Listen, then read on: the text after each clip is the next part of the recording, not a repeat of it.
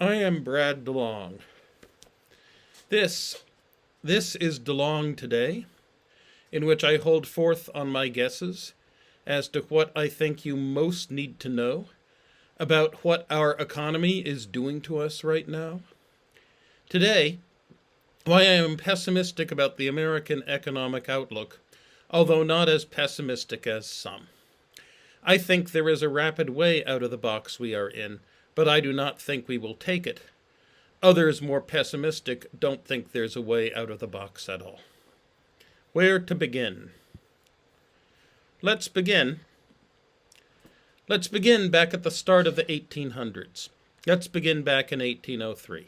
Let's begin back when people were still confused and uneasy about how this thing that was coming to be, this market economy, could or would work. Back then, there was a French economist named Jean-Baptiste Say. Jean-Baptiste Say back then was an up-and-coming young technocrat. It was the early days of the French Revolution and the French First Republic. Remember, we are now and have been since 1957 on the Fifth French Republic, by far the longest lasting of the bunch. Back then, the future looked bright. Back then, Jean-Baptiste Say was special assistant to the French Minister of Finance. Then his patron and his Gironde faction, they lost a struggle with the Montaigne faction among the French Republicans. Say's boss was fired, arrested, imprisoned, probably tortured, and then guillotined. Somehow Say avoided that fate. Say left Paris. Say decided that it was not wise to pursue a career in French government with an eye toward someday becoming finance minister. The tools were too sharp, and the stakes on the downward side were too high. So he stayed in the countryside, and he wrote economics books. And back then, French economist Jean-Baptiste Say assured all his readers that a big demand shortage-driven depression, a general glut, was metaphysically impossible. Quote, "To say that sales are dull owing to the scarcity of money is to mistake the means for the cause, an error that proceeds from the circumstance that almost all produce is in the first instance exchanged for money before it is ultimately converted into other production. Sales cannot be said to be dull because money is scarce, but because other products are so. There is always money enough to conduct the circulation and mutual interchange of other values, when those values really exist. In other words, there's no such thing as a general aggregate supply of everything. No such situation as when there's more being produced of everything than there is demand for anything. What's really happening is that there is excess supply of some goods, but there's excess demand for others, and the economy is not properly incentivizing people and resources to move from those industries where there is excess supply to those where there is excess demand. Now this, at some deep level, this is what the Republican politicians in Washington, D.C. believe, and what those who curry favor with them reinforce.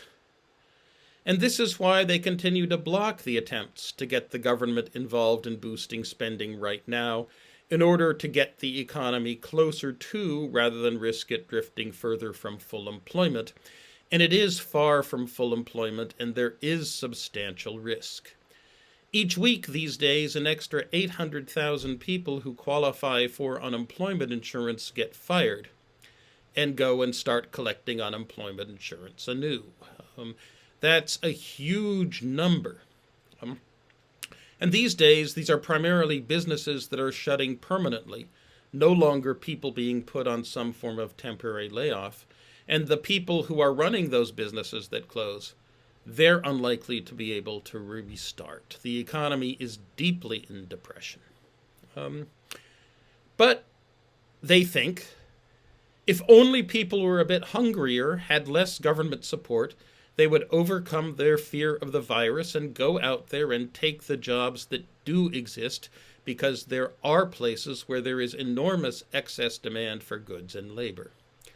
Yes, they think there is excess supply in hospitality and close personal services and leisure. But that means that the money that would have been spent on restaurants and such is still out there, building up pressure, waiting to be spent on something else. People just need to switch from looking for jobs where the demand isn't to looking for jobs where demand is. Thus, government support would, they believe, not boost but weaken production by lowering people's incentives to go out and look, by making them comfortable when what the economy needs is for the unemployed to be hungry. On this theory, our rate of non-employment for 25 to 54-year-olds, those too old to be in school in large numbers and too young to be retired in large numbers, that is, we have 5 full percentage points fewer of such people at work today than we did back in February. That's the case not because there's a shortage of demand to employ them, to pay their wages if they do to go to work making stuff, but it's because they're not properly incentivized to stop doing whatever they are doing and go looking for jobs in those sectors where there is excess demand. And the economists who want to curry with them, favor with them, know better, for the most part know better. But still they say yes, yes. And on the Republican side, only Steve Mnuchin is in there pitching for an economic recovery program. Now, Mnuchin might win. Trump is on dexamethasone. The Mayo Clinic tells me that severe mental reactions occur in 6% of patients on such steroids, most commonly euphoria and hypomania, the kinds of things that lead you to check yourself out of the hospital against medical advice and then promptly tweet, quote, "I will be leaving the great Walter Reed Medical Center today at 6:30 p.m., feeling really good. Don't be afraid of COVID. Don't let it dominate your life. We have developed under the Trump administration some really great drugs and knowledge. I feel better than I did 20 years ago." Yes, when I have pneumonia, I always feel better than I felt 20 years ago. Let me tell you something that may be a secret. It is in fact a rare day when I feel better than I felt 20 years ago. It's called aging. And I don't even have pneumonia right now. My lungs are clear and my fever is normal. Now, if Mnuchin can get to Trump, Trump may well pass him the baton. People with euphoria and hypomania, they're enthusiastic about doing something. Mnuchin is bringing him something to do. It's the old line from, I think, the television show Yes, Minister. We must do something. This is something. We must do this. This is a genuine silver lining about our situation this week. I'm trying to find genuine silver linings here. But, what if Mnuchin does not win? As indeed he has not been winning for 4 months now. Back in the recovery starting in late 2009, back then when there was no virus, even then the U.S. economy only inched itself back toward full employment slowly, painfully, at the pace of flowing molasses, without the government standing up to buy the products of America to replace the consumer and the business investment committees that had sat down. You look at how long it took the economy to get from its 75% of 25 to 54-year-olds employed up to 80%. It took it 8 years. It took it 8 years, even with the Federal Reserve cheering them on as much as it could with the limited tools at its disposal. It took 8 years, even though there were plenty of workers available and wanting to work and no signs of inflation. Now, little has changed in the structure of the U.S. economy over the past decade.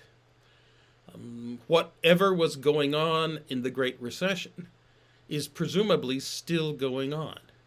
Whatever shadowed recovery back then shadows recovery now. Back then, the economy was also at the zero lower bound on interest rates.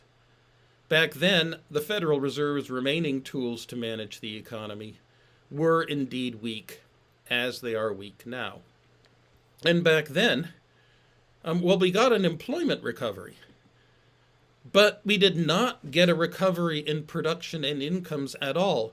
Production and incomes stayed as far below the pre-Great Recession trend throughout the 2010s as they had been at the unemployment rate peak back in 2009. Think of that.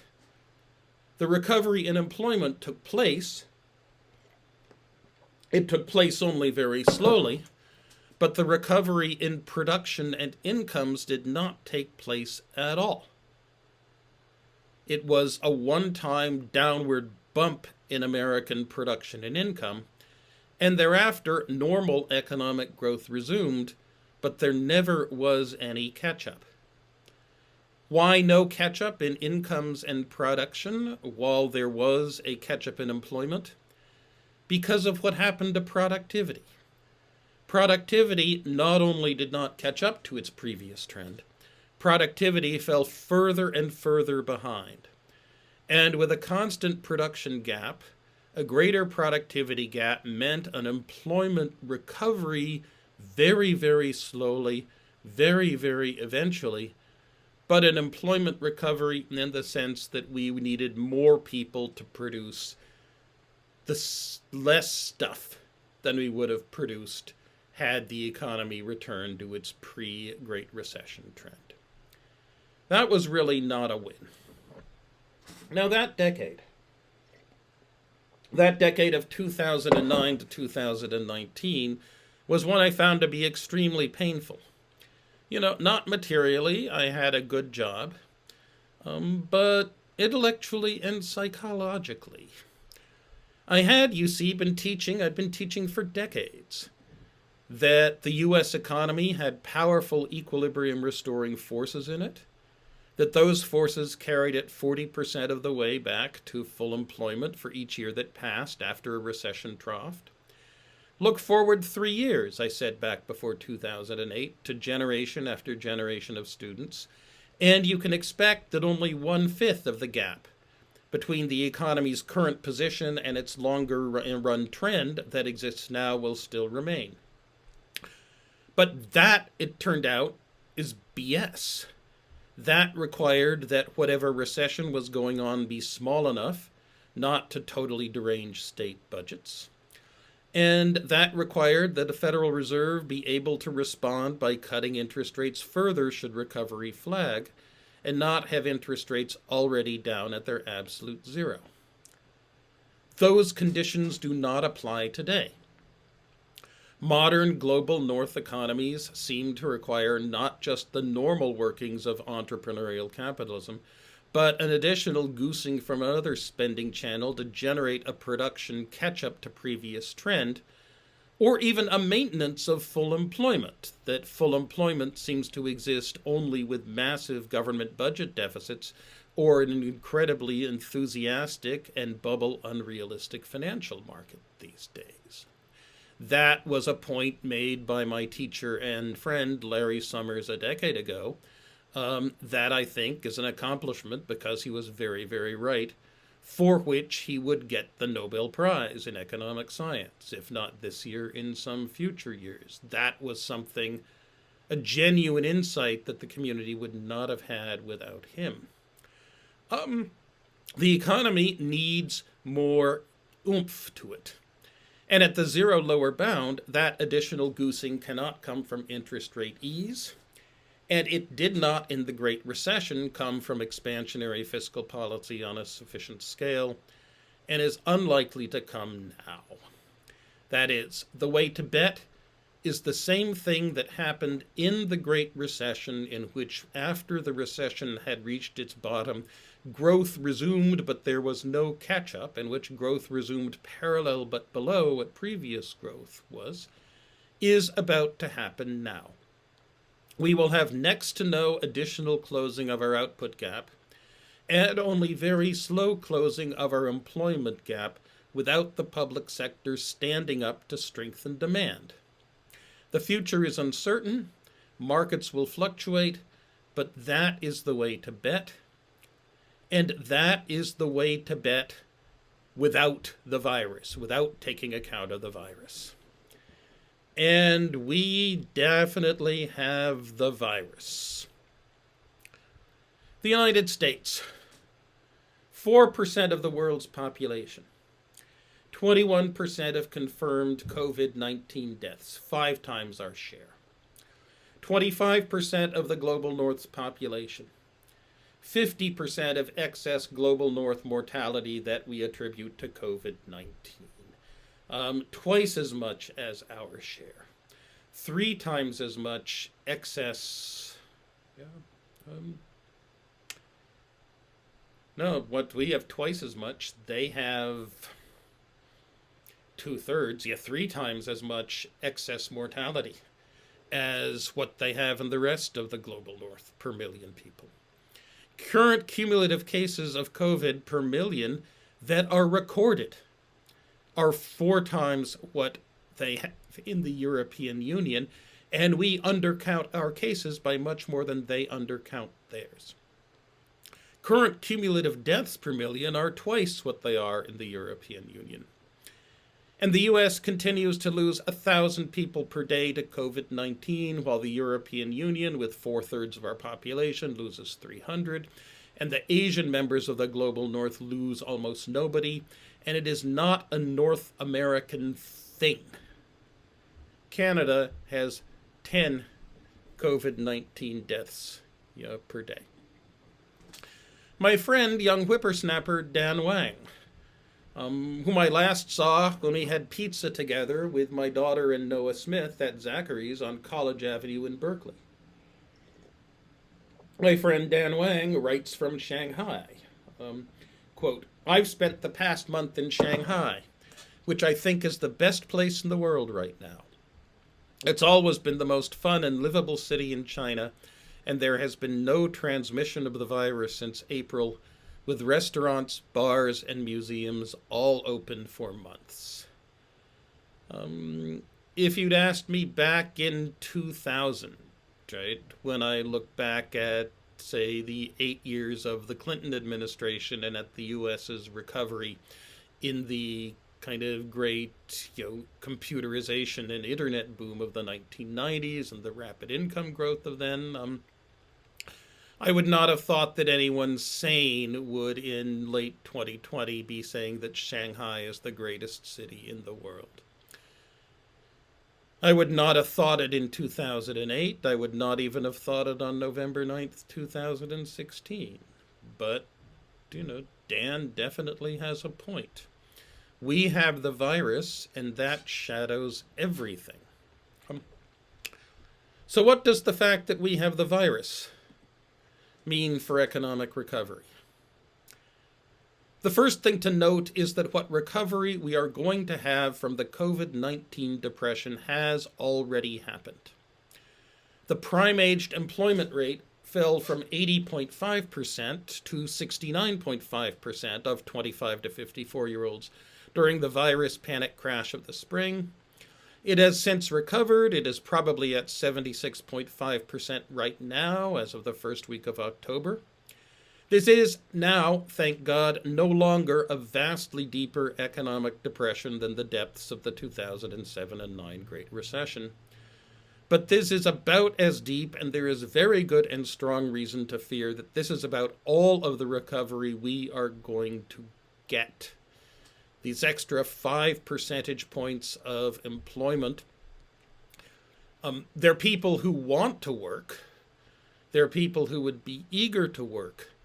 there is not the demand in any sector to pull them into the socially distanced jobs where we could use so many people right now to do useful things and do not. Why? Well, because of our consumers. We are stuck. We are stuck at about 1,000 new virus deaths per day here in the United States. When deaths go down, people drop their masks and go to bars. When deaths go up, people get scared again. That is where we are. Canada, with 1/10 of our population, has 1/100th of our COVID-19 deaths per day. China, where the reservoirs of the virus are, and China, that is the most suspect to outbreaks, China has stomped the virus for months. But we have 1,000 new virus deaths a day or so. Now, 1,000 new virus deaths a day, that means at currently mortality rate something like 150,000 true new cases a day. If 5% of the population, if 15 million people, if they engage in non-social distance activities on any given day, that means that the risk of catching the virus from such is 1% per day, right? And thus there is an 0.07% chance that if you go to this bar or to that celebratory Rose Garden event at the White House, you will die. And there is an 0.1% chance that you will wind up debilitated for months, if not for life. A 1% chance of going out on the town and giving a hug in the Rose Garden and hanging out for the party for several hours, breathing in lots of unmasked air, means there's a 1% chance you'll have a disease that can be very, very nasty indeed. And that if you catch it, gives a 10% chance of debilitating you, an unknown chance of debilitating you for years, if not life, and a 0.7% chance of killing you. That concentrates your mind. That amount of virus risk will continue to make consumers in the United States very cautious. Cautious in a way that consumers will not be in Japan, in Canada, in Germany, where virus prevalence rates are much, much lower. They can look forward to perhaps having consumption-led recoveries. We cannot. So even if we could count on a rapid recovery and a rapid reknitting of our societal division of labor and employment at full employment in the absence of the virus, the presence of the virus at the high levels found in the United States leaves us with no clear road to rapid and complete recovery, since the consumer will not stand up with the virus still out there and not suppressed, and since we have not even a plan, let alone actions, to suppress the virus. And business investment? Business investment is not standing up either. Would you? That leaves only the government. That leaves only the government to help us close the gap, to help us get employment back to where it should be. But Republican core advisors regard, or in order to curry favor, say that they regard high unemployment and waves of small business bankruptcies and shutdowns as salutary and healthy, improvers of the work ethic in the long run, part of the natural breathing process of the market economy. Will Joe Biden save us? Well, Biden does not seem to be at the point of accepting the federal government's role as employer of last resort in a plague. He might come around to there, but the rest of the global north may well grasp the ring, pull open the door, do what is necessary to have the government stand up, take on the task of employer of last resort, suppress the virus, and so be recovered from the COVID-19 depression by June 2020. I do not see a likely possible future in which that is true for the United States.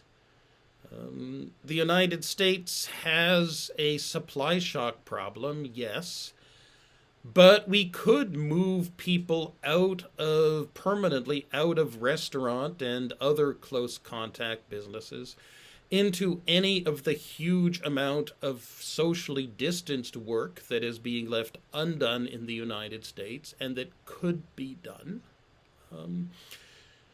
The United States needs to boost demand to pull people out of socially non-distanced and into those socially distanced occupations that are worth doing.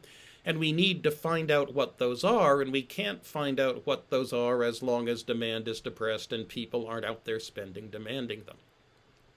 The United States needs to boost demand in a way so that the extra demand flows into sectors that are not virus-ridden, and also into ones in which there is not a hard capacity constraint, in which excess demand goes only into higher prices and not to increased production. It would be a delicate exercise, even with political near consensus, that it should be undertaken. But we have no political near consensus. What are the chances of changing Republicans' minds and getting them to agree to allowing the government to stand up? And the agreement of at least some Republicans to pursue policies of economic recovery will be necessary, for the U.S. system has many, many veto points, and it does require near consensus for there to be rapid action. Well, back in the days when Jean-Baptiste Say and his friend David Ricardo were telling people that a general glut was a metaphysical impossibility, that excess supply of something meant excess demand, strong excess demand for something else, and that there were plenty of jobs if only the unemployed would look for them and take them, they met anguished cries of dissent from their friend Thomas Robert Malthus, who said, "What are we in now, in the year 1819, but in a general glut?" It is a tenet of the new doctrine on profits and demand, Malthus wrote, for the idea that excess supply in one sector meant excess demand in another was indeed a new one. Quote, that if one trade be overstocked, it is a certain sign that some other trade is understocked. But where, Malthus wrote, I would ask, is there any considerable trade that is confessedly understocked, and where high profits have been long pleading in vain for additional capital? The Napoleonic War has now been at an end above 4 years, and although the removal of capital generally occasions some partial loss, yet it is seldom long in taking place, if it be tempted to remove by great demand and high profits. In short, if there were excess demand out there in any sector, businessmen would have found it and hired workers to satisfy it by now. And yet, Marcus goes on, instead of this, we hear of glutted markets, falling prices, and cotton goods selling at Kamchatka, lower than the costs of production. The Kamchatka Peninsula north of Japan being the furthest place from London that Malthus could imagine. Indeed, truth be told, by 1929, Jean-Baptiste Say himself had abandoned his belief that excess supply of one kind of good and service meant there had to be strong excess demand for others. That he had swung around to agreeing with the young John Stuart Mill that the mirror reflection of an excess supply of goods and workers was an excess demand for money. That everyone wanted more cash, and so cut back on their spending in order to hoard more cash, and yet found that that did not work when everyone does it, since one person's income is another person's spending.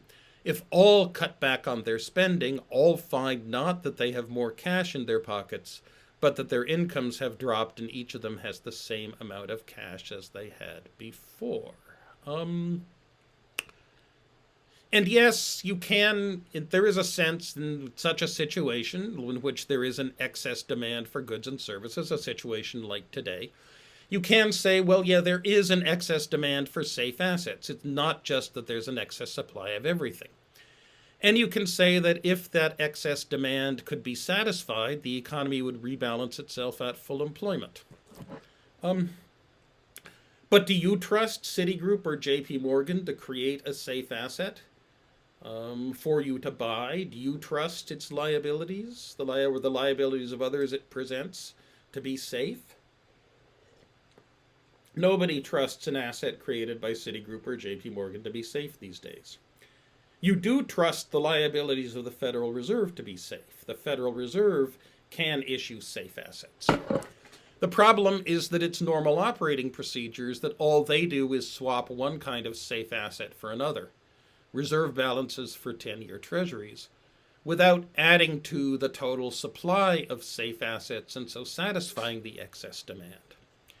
The only organization, it turns out, that can create safe assets, that can create 10-year treasuries right now is the federal government. And so we are back to having the federal government print up more bonds and then spend the proceeds buying stuff to cure our current economic malaise. This is the expansionary fiscal policy and the government buying stuff, which is what Republican legislators have been blocking since May. And how is it that a position, a point of view, that a doctrine that its originator, Jean-Baptiste Say, abandoned back in 1829, abandoned 191 years ago? Why is this still settled doctrine and conventional wisdom on the Republican side of not just the political but the intellectual aisle? Go figure. It is a great mystery to me. Now do note that I am an optimist. I see two ways out of this box we are in. The first is to act like a normal rather than a doofus country and suppress the virus. The second is that there's a way through a properly directed expansionary government fiscal policy, even with new virus cases running at 150,000 a day, and with the risk of death if you go to the bar every night for the next 3 months at 0.7% and the risk of debilitation at 10%. We could either do a fiscal policy to get people back to work at socially distanced jobs. We could suppress the virus and get back to normal. Others, however, do not think there is a way out of the box. My friend Tim Doy at the University of Oregon, for example, writes this: while the fall in consumption exceeded the fall in incomes early in this cycle, now on net transfer payments are ending up as forced saving. The virus is the key impediment to growth at this point. There are certain sectors in the economy, leisure and hospitality in particular, with limited prospects until the virus is under greater control. There isn't really a debate on this point. There is simply a non-trivial supply-side constraint on the economy right now. Tim believes that even expansionary fiscal policy would not do a great deal to put this 5 percentage point slice of the labor force back at work. And Tim sees there is no way for the U.S. to do what Australia, New Zealand, Canada, Japan, Taiwan, China, Germany, Switzerland, and company have done: suppress the virus. At least not until January. And so Tim is a pessimist. He sees no way out of the box at all. But I see I see two ways, actually. I see suppress the virus via competent public health or strengthen demand via competent economic management. But we are just not a functional enough country, to take either of those. To take either of those roads.